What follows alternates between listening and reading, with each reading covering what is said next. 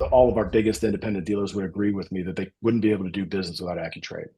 And that's obviously a self-serving comment, but I think that every dealer needs to be kind of like with the Oakland A's and Billy Beane and Moneyball.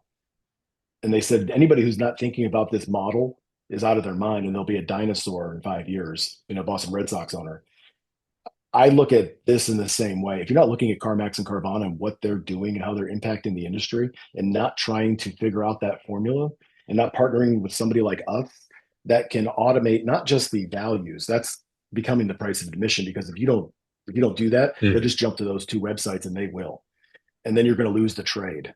So gathering those trades and switching the perception from look to book and wanting to be at 50% look to book to I want to be at 50% trade win capture, which is if you sell 100 cars, I'm taking in 50 trades.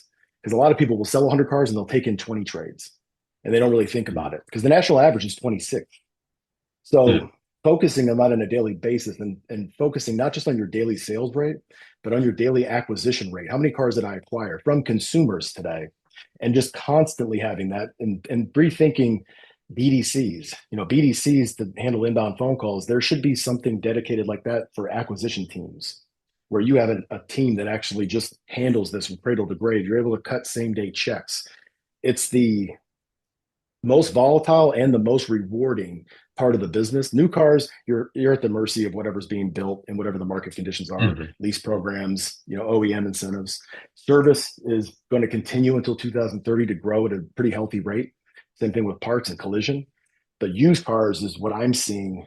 I talked to three dealers this morning, and the difference between the three dealers I talked to that are winning that had record months last month, and a bunch of the other dealers I talked to that talk about external market conditions and how tough it is and how the auctions have lost their minds and you can't make any money on cars. And then the same dealers in the same market are enjoying record months. It always comes down to used cars and their sourcing strategy. And the ones that are winning are sourcing them from consumers, and the ones that are struggling are buying them at the auction.